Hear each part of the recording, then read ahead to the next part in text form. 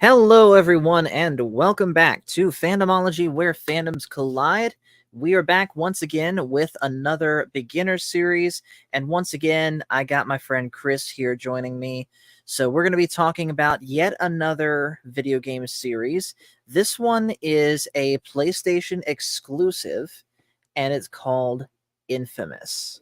So, Infamous is one that I do have a small bit of experience with already, but it's been forever.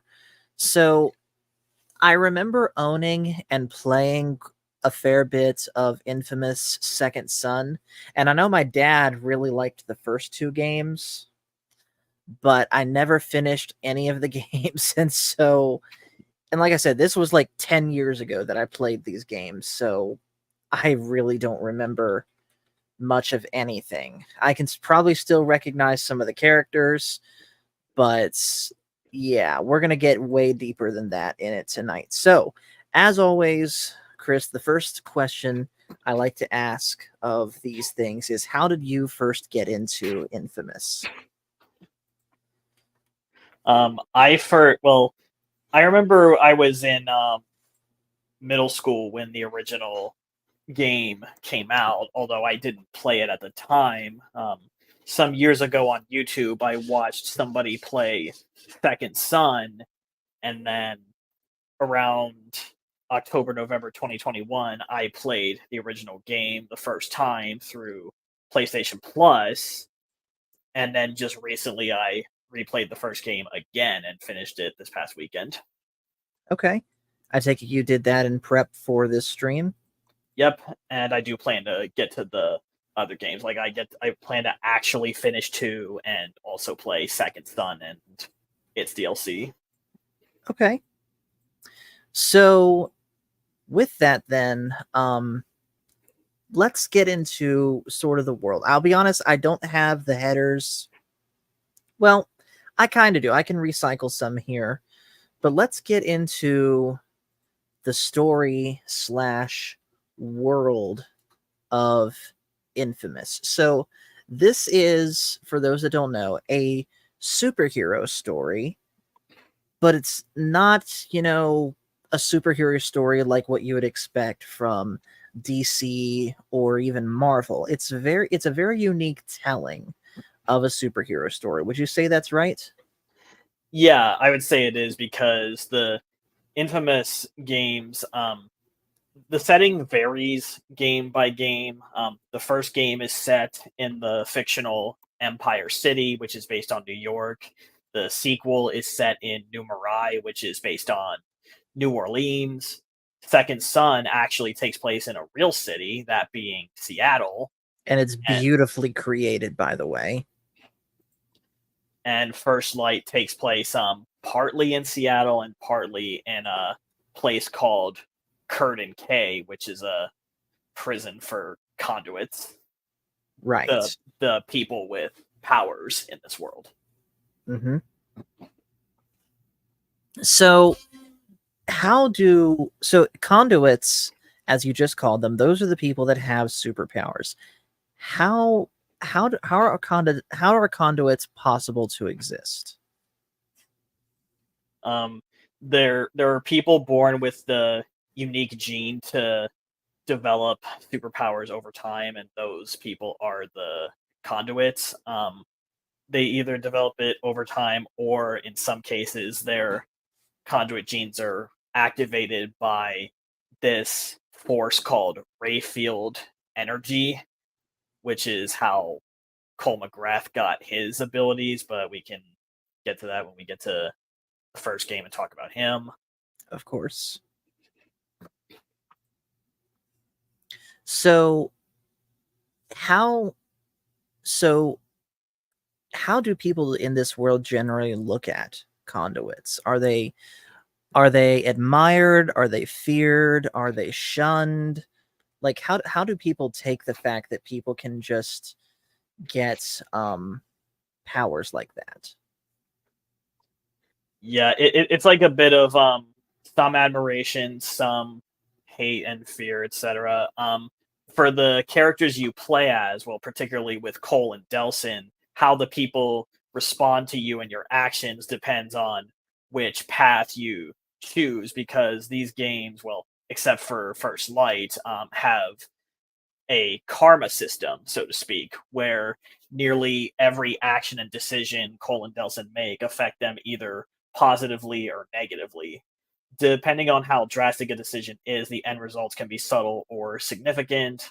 Their actions change their appearance, how their powers develop, the successive chain of events that happen within the story, and of course, how people and major characters react to their actions, and even affects how the games end.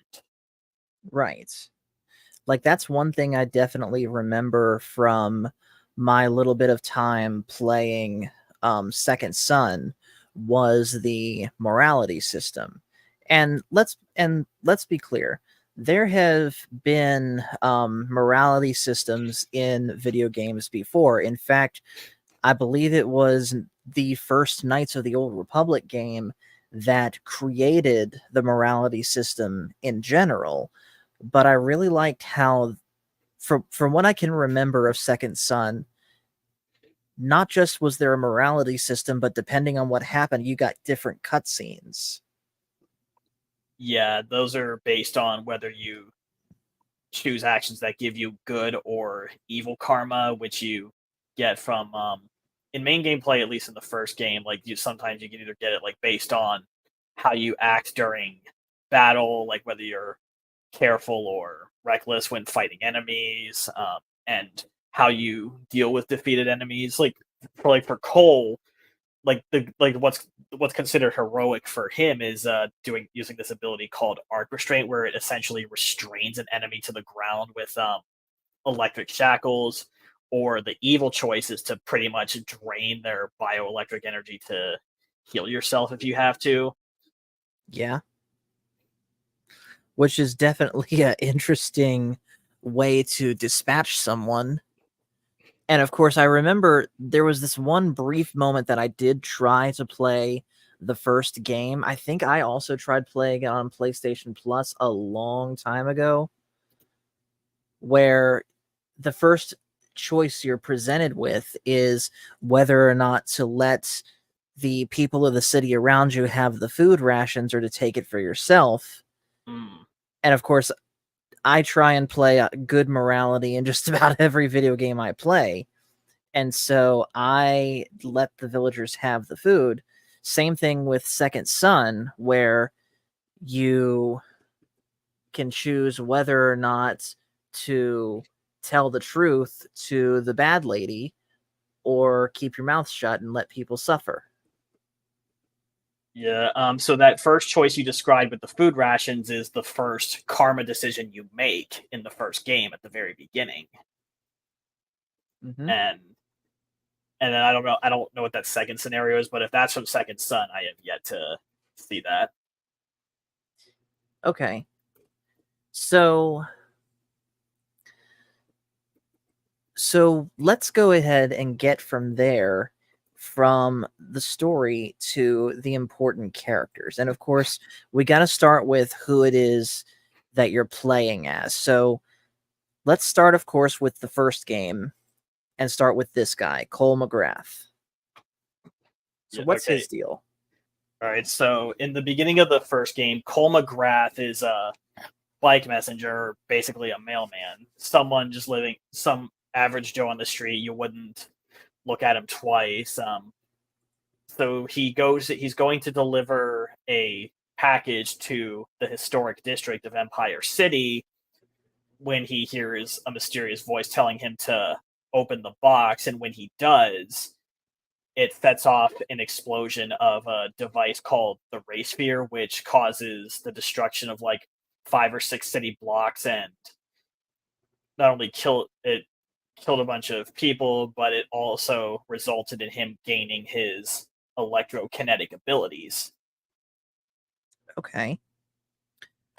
And so I know that, again, the very little bit that I remember of the first game, he starts out, he's already got his powers, and his buddy is trying to get him to like power his TV on or something, right? Yeah, that buddy being his best friend Zeke Dunbar. This guy. Yep. So what so basically what was he doing with his powers until the day that the game starts and you have the ability to either turn good or turn bad? Was he just kind of laying low, or was he out being a hero already? Okay, so after the blast goes off in Empire City, it unleashes what's called the Rayfield Plague, and Hmm. Empire City gets put under quarantine. And then there's a 2 week gap between the blast and the beginning of the game when you start playing as Cole. Um, I think I heard something somewhere that Cole like did starting to like practice his powers a bit, but he was mostly using it to like kind of help people with like say recharging batteries with a touch just for quick cash and stuff like that. And then it wasn't until the beginning of the game when he starts getting prompted to protect the city or more accurately do dirty work for a woman named Moya from the government. But that's as much as I'll say on that for now. Okay. So what happens that ultimately leads him to decide whether or not he wants to protect the city? Like, what is the opposing force that he's going against? All right, so in the first game, there are three criminal factions that you have to fight in the three districts of Empire City. You start off in the Neon, where the dominant gang are a group called the Reapers, and they are led by a conduit named Stasha. Mm-hmm. You encounter them first at the beginning of the game, and you gotta pretty much save the Neon District from them as they try to poison the water supply with this black tar that allows Sasha to control people's minds. And Cole's Okay. doing all this under direction of Moya in an attempt And to try and. this is trying to bring it up here. My Uh, pictures aren't responding to me. uh, Wait, no.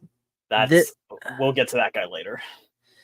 yeah, There we go. Oh, saw her for a second. Okay, my there she stuff's is. being slow. Yeah, I can't see her for whatever reason on my end. YouTube, can you guys see her? Oh, there she is. Okay, I see her now, at least on the YouTube side of it. Yeah, I don't know why that's being so slow to bring up and take down. That is odd. Okay, okay. So anyway, Sasha is the leader of the Reapers. And I just mentioned the black tar that she can generate that she can use to control people and turn them into slaves for her. She's kind of like a bit like think of Poison Ivy, but with abilities like the Venom symbiote. Right. And personality wise, she does act a bit like Poison Ivy. Okay. And so what is okay, so walk me through the game if you were to go either all the way good or all the way bad. Can you like say you want to go all the way bad, side with Sasha? No. You do I think you do still have to fight the three antagonists in an evil playthrough, but there is one decision close to the end of the game that does um if you're going a full good run, there's a moment later in the game where Cole and John White find the Ray Sphere, and you get a major decision to make at that point to either destroy it or try and use it to become stronger. And depending on what you choose, you could either get the good ending or you get a permanent shift to evil karma if you choose to use it for yourself. Hmm. And what happens should you do that? Is that like you get a very bad ending where everyone fears you and you basically become the new bad guy? Yeah, that's the bad ending. But the creators have said that the good endings are always the canon ones for these games. Gotcha. Okay. So so kind of like sorry, not Force Awakens, Force Unleashed, where the good ending is the quote unquote canon ending for that. Right. Although arguably the bad endings in those games are much cooler because it has you doing so much things like turning Luke to the dark side on Hoth or fighting a force sensitive Leia on Endor. We should do a beginner series on Force Unleashed at some point. Yes. But anyways, back to Infamous. So we've already talked about Cole. We've already talked about this guy. We've already talked about her. Who's this? That's the main antagonist of the game, Kessler. But before we get to him, we got to talk about Alden Tate. Okay. Is that this guy? No, the old man. Oh, this guy. Okay. Gotcha. Okay, so Alden Tate here is a conduit who's like seems to be like well over 100 years old, if I'm understanding the lore correctly, because he was born to be the leader of this faction. He was being groomed to be the leader of this faction of conduits called the First Sons, who created the Ray Sphere until Kessler started a coup and killed Tate's father and took over the organization. So Tate was left to fend for himself on the streets of the Empire City as a kid until eventually he developed his own set of superpowers, that being telekinesis. I gotcha. And so basically, it's effectively him using the Force. Now, bringing up this picture again, is that a prosthetic leg that he's using on his left leg there? Or is that a brace? Looks like a brace because you can see he's also carrying a cane there too. And Right. something else you'll see with him is he can also form like makeshift armor out of scrap metal and junk, which he does in his boss fight, and he even gives some of his conduit minions the ability to do that too, because in the game he's in charge of he's the dominant criminal faction leader in a district called the Warren, where he basically rallied the city's homeless population into his personal army. Yeah, I definitely see the armor ability there with whatever the heck that is near his head. Yeah. Okay. And so what happens from there? Yeah, so the Warren is where you go for like essentially the second act of the game, and you gotta and Cole encounters Alden after a mission trying to escort a bus full of patients to a hospital across the bridge, and then he goes to Alden's headquarters when Cole finds out that the Ray Sphere is there to try and get it from him. Okay. So let me ask you this one. This is all first game, right? Still we're in the first game? Mm-hmm. Okay. So is it time now to bring up this guy? Yep. That would be Okay. Kessler. That would be Kessler, the main antagonist of the first game. Okay. And he looks like he has the same powers as Cole, but way more powerful. That about sums him up. But yeah, he's the one who is essentially behind the events of the story and the blast being triggered and Cole getting his powers and all of that. He leads a faction that I mentioned earlier called the First Sons, and you encounter them in the historic district, which is essentially the final area of the game. Mm-hmm. So, and of course, that means he's the final boss. Okay. So it looks like not only can he conjure electricity, but he can store it in like this chess piece and his arm, which his arm I'm noticing now is cybernetic. Yeah, the game doesn't go into too much detail on that, like how he got that arm or like how much it actually helps him with his powers or anything. But yeah, he does share similar abilities to Cole McGrath, but to a greater degree. Hmm. Okay.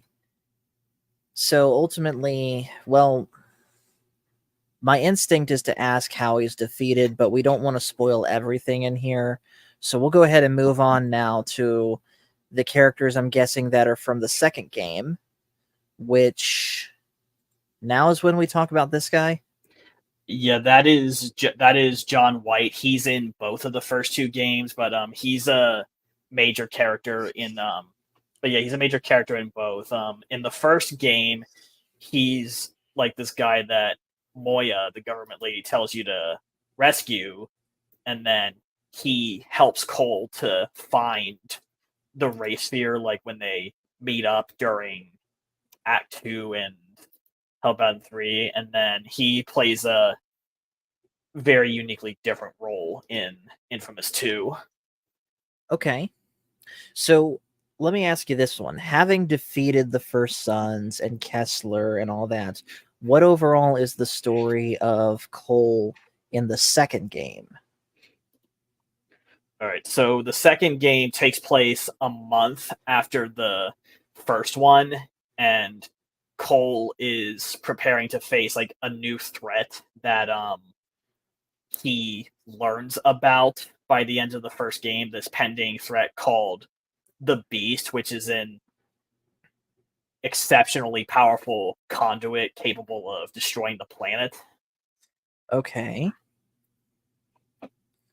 So Cole fights the Beast at the beginning of 2, although the battle ends up severely weakening his abilities, and he has to eventually restore himself. Like once he gets to New Marai, which is the New Orleans-based area, Mm-hmm. because turns out Cole actually grew up there before moving to Empire City. Um, so the second game is him trying to collect these things called the blast cores and figuring out a way to take down the beast. Gotcha. And during that time, he meets and just for some context on John White, he's a member of the Nat. He's an agent of the National Security Agency, and during Infamous 2, Cole meets his partner Lucy Quo. Who is, if I'm not mistaken, this person. Correct. And she looks like she has the same powers as Cole. Not quite. So for a bit of lore context, her and John were chosen to infiltrate the First Sons from inside because they both had the conduit gene, and Lucy gets hers activated during the events of 2, but she gets cryokinesis. Oh, she's ice. Indeed. Okay. Quick, death battle, her versus Sub-Zero.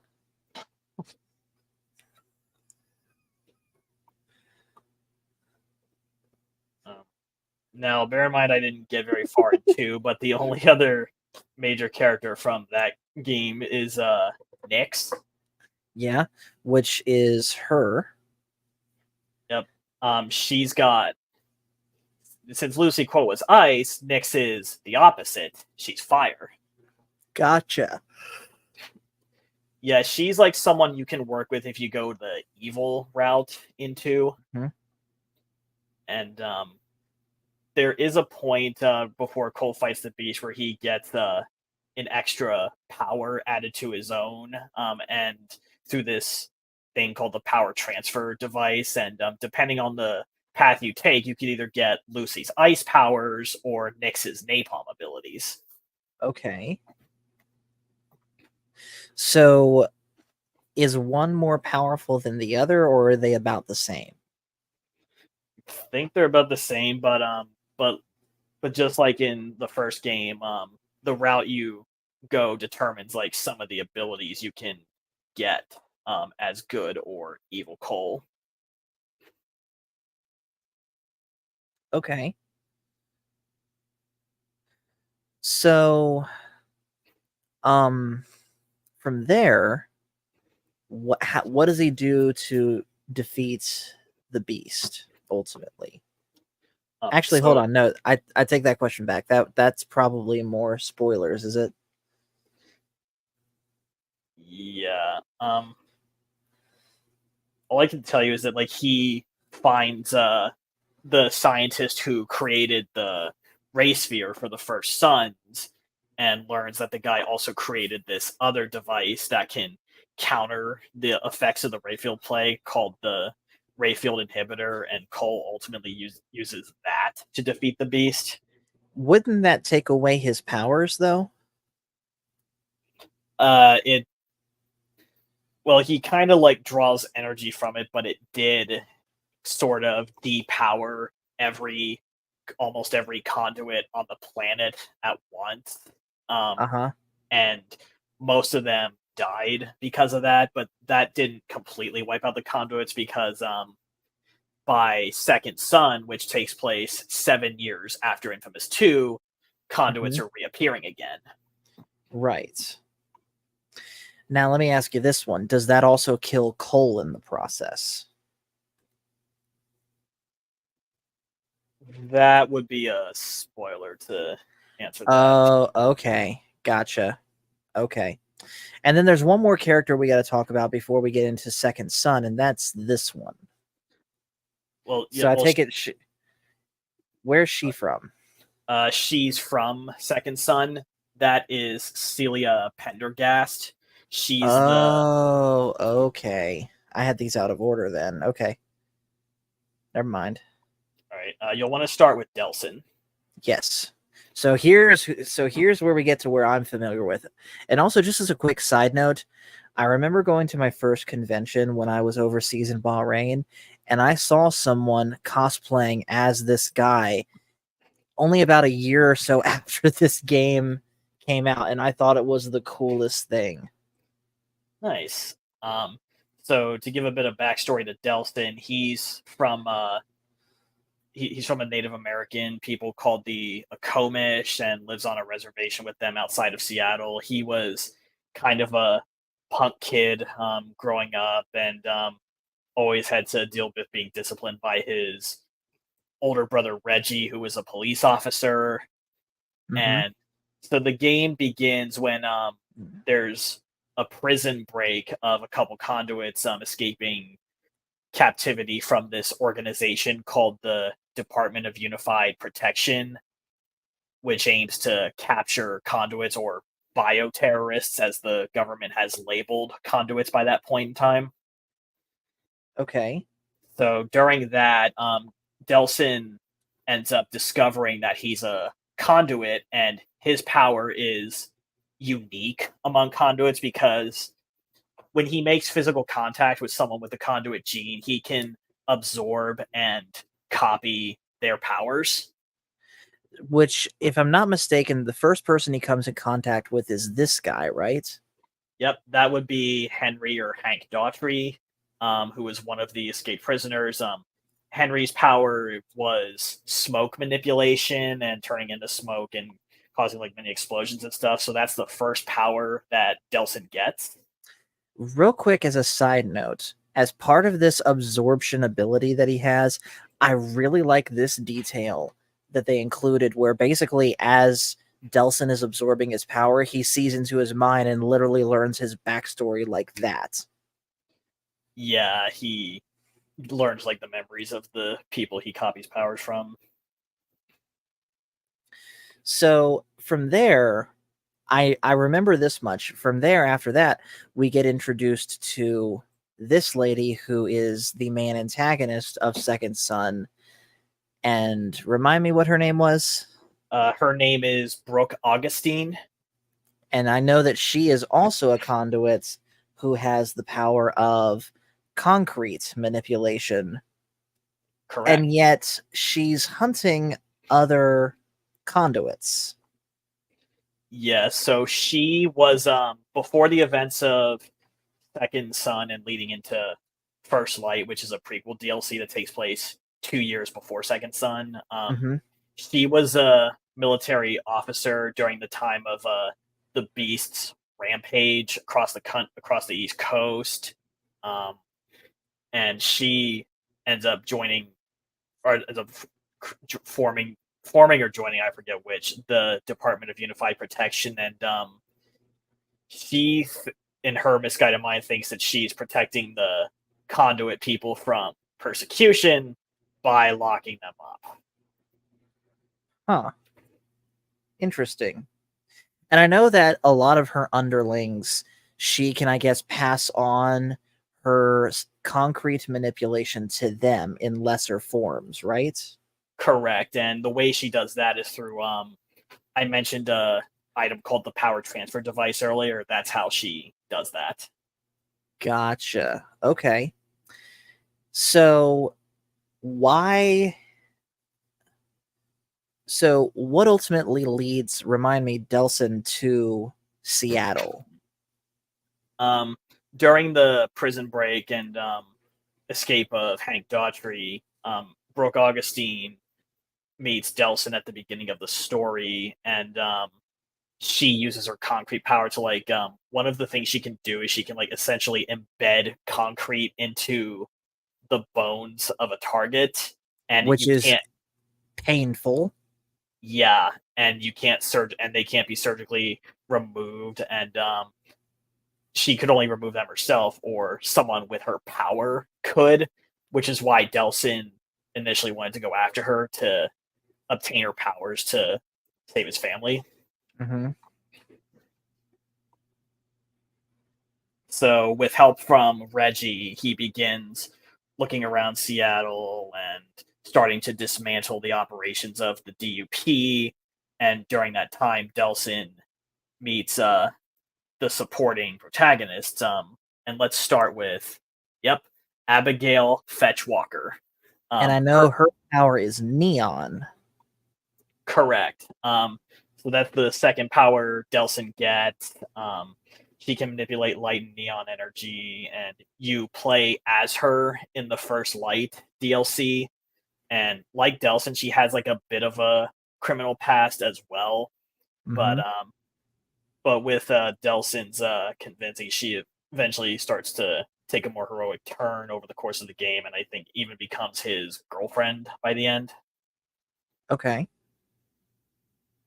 And then the other protagonist is Eugene Sims, that guy. So Also known as this guy, yep. He Who Dwells. Do you remember Eugene's power? Video. Yeah, so he can essentially manipulate digital energy. Like if he were in the Matrix, he'd essentially be a godlike being within the setting of the Matrix. Okay. He Who Dwells is like a form he can transform into, and he bases that and his angel demon constructs off of this game he likes to play called Heaven's Hellfire. Okay. So he's another one that Delsin meets because, like Fetch and Hank, he was also a prisoner at Curtin K, which Brooke Augustine controls. Right. And I take it part of the First Light DLC is playing as Fetch, freeing these people, right? Yep, and leading to the beginning of Second Son. Gotcha. Okay. And so from there, Delsin eventually does face off against Miss Augustine, and what happens without spoilers, correct? Yeah, then there's two different choices you can make for the ending on how you deal with her, but which does affect the ending of the game, of course. I take it one of them. Let me guess. It's basically spare her or kill her. Yeah, and sparing her also entails revealing the truth about the cover-ups that the DUP has created about conduits and stuff like that. Okay. And then there's one more character we've got to talk about here. I brought her up earlier accidentally. This person, Celia Pendragon. Where is she in the story? Okay, so Celia Pendergast, she is Oh, Pendergast. I said Pendragon. I'm sorry. you're good.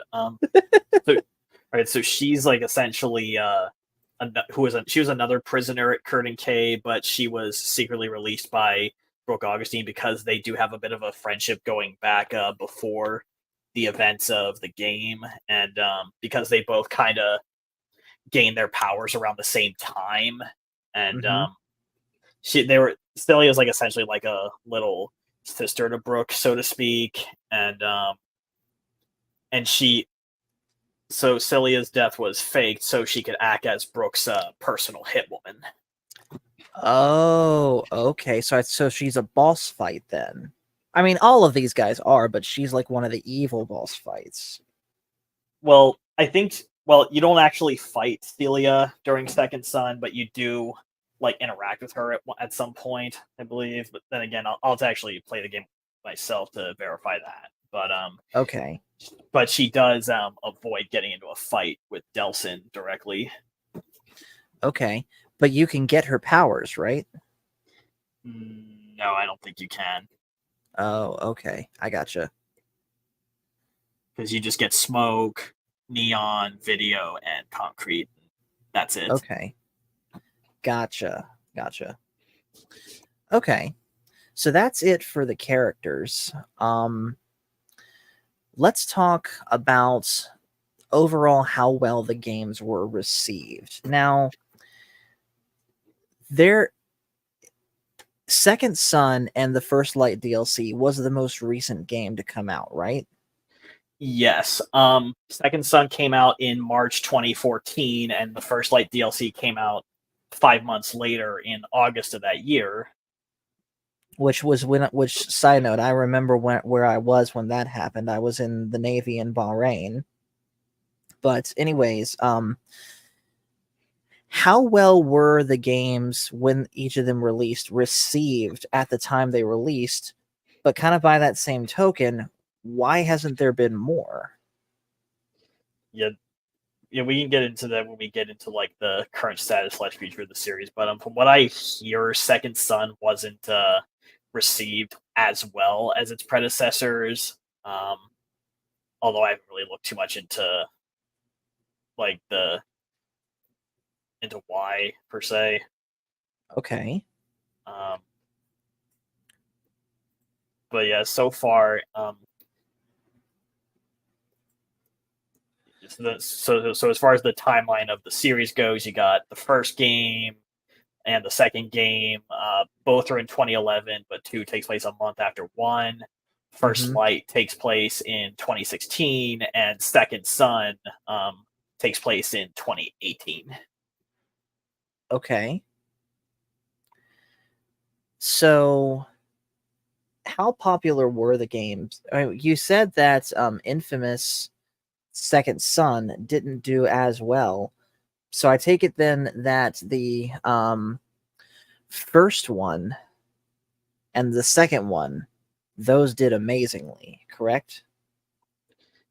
Yeah, I don't remember. Like I said, I didn't play these at the time that they came out, but I do remember hearing that they did well of because Cole is like at least fairly recognizable as a PlayStation character because like the first game came out on May 26, 2009, and in fact this coming Sunday that game's going to be 15 years old. Which is mind blowing because, like I said, I remember Dad playing that game. See, the second game came out in June 2011, Hmm. and 2014 for Second Son. Of course. Okay, and then next, I wanted to talk about like the crossovers with other franchises. So the first thing I have here for crossovers, did you know that there was a Street Fighter Tekken crossover fighting game? Um, no, I didn't. Okay, because that came out in March 2012, and in the PS3 version, Cole McGrath appeared as a playable guest character. Hmm. Yeah, the game itself was multi-platform, but Cole was exclusive to the PS3 if you played that version of the game. And then in November 2012, he appeared, and you might have heard of this game, PlayStation All Stars Battle Royale. Yes, I did hear about that one.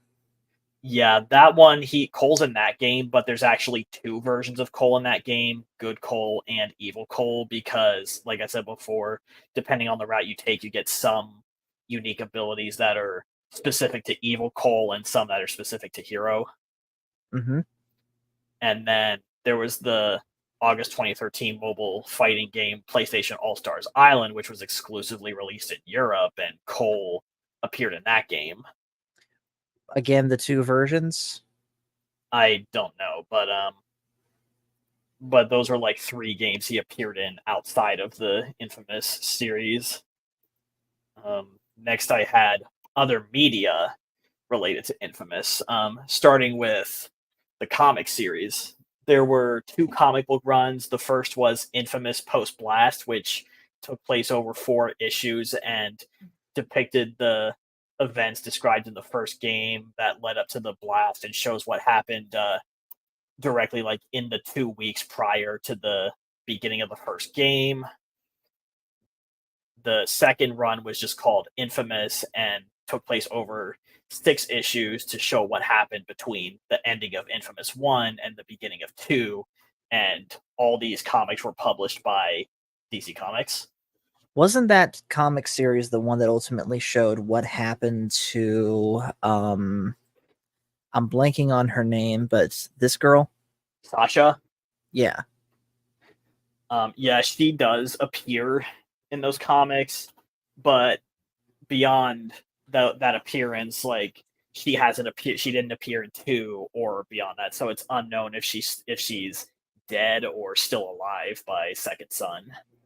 And your own personal theory? She might still be alive, so if the series were to continue, she could potentially challenge Delson someday, but we'll see. Okay. um, okay, and then for other media, there was also plans for a movie based on Infamous. Because back in 2009, it was reported that they were making a movie version, but Mhm. then in 2011, it was announced. In 2011, it was announced that a script was written, but the project was canceled. In April 2012, an IMDb page was created for an Infamous movie with an alleged release date of October 9th, 2013, which of course didn't happen. Right. And then for the last form of other media, this is way more recent. A web appearance, because Cole McGrath actually appeared in the latest season of Death Battle and fought against Alex Mercer from the Prototype games. Okay. And because the first Prototype game came out around the same time as the first Infamous. Gotcha. Okay. Okay, So so that seems so Infamous honestly has a little bit more of a history to it than I thought it did. I thought it was just 1, 2, and Second Son. I didn't know about the comics or the spin-off like stuff like that. Um so yeah, there's definitely a lot to it. So my last question before we wrap up, do you see Infamous ever having like a resurgence? Do you see them making more games, or do you think it's gonna stay dormant like it is? yeah, that is the last topic I have here: the current status slash future of the franchise. Because after Second Son came out, there were rumors circulating back in 2015 that this series would be getting more entries within the PlayStation Originals lineup alongside Uncharted, Last of Us, and Sly Cooper. And since we didn't mention it at the beginning, the series was created by Sucker Punch Studios, and for those not familiar, Sucker Punch created titles like the first 3 games on the PS2 for the Sly Cooper series, and their most recent title as of 2020 is Ghost of Tsushima. Right. Okay. But back to the future, after the Ratchet and Clank movie failed and the Sly Cooper film got canceled, it was assumed that the Infamous project was canceled as well. In January 2017, it leaked online that Sucker Punch decided to shelve the series after the lackluster reception to Second Son and creator Nate Fox wanting to work on a new IP, which in November of 2017, that was revealed to be Ghost of Tsushima, which further proved that Infamous had been shelled. And there were statements made prior to that Eric Ladin, the voice and motion capture performer for Cole McGrath in Infamous 2, had been called in for a performance, but I haven't found anything beyond that statement that he was supposedly called in. Then there was no further news beyond that until summer 2022, when Nate Fox and Sucker Punch themselves confirmed that there were no active plans on continuing the series or remastering it for current consoles from either themselves or a third party. So if anyone out there wants to play these games for themselves, the only ways that you can do it are either if you still have it on the original hardware, or play 1 and 2 on through PlayStation Plus. But Second Son though was released on PS4 and can be played on that and PS5. Right. So, like I said, definitely go in, and they're not easy games to find, unfortunately, because they are PlayStation exclusive. But if you can find them, I do highly recommend them. At least the little bit that I've played. Yeah, I say absolutely give this series a chance. If you like action games, if you guys like superhero games, then I would recommend the Infamous series to anybody. And Paul, would you be willing to stream them? If I can find them. I don't have anything right now that can play them. I've been thinking about getting a PS3 so that I can play Soul Calibur 4. And if I can find Infamous and Infamous 2, I will play it. I do plan at some point on getting a PS5, so I will definitely be playing Second Son also. But if I can get the hardware to play them, I would absolutely stream these games. I'm guessing you either don't have PlayStation Plus or don't want to play through that way, the first 2 games. Yeah, I'm slowly but surely creating up my library of retro gaming, of at least the consoles I've grown up with. And I don't have a PS3, and I don't have a PS4 or obviously a PS5. So I would want to get the actual media first. Okay, and you could still play Second Son even though it's PS4 on the 5. Right, which is what I would do. But anyways, guys, we're going to go ahead and shut it down there. I know this was a bit of a shorter stream, but again, these beginner series is all about quality over quantity. So we will be back next week with another beginner series. I don't know yet what it will be. I'll be sort of shopping around to different people that I've done beginner series with before, and we'll see what we can work up. Tomorrow at 9 o'clock, me and Phil McCracken are going to be discussing part 1 of the discography of Alice Cooper. So stay tuned for that.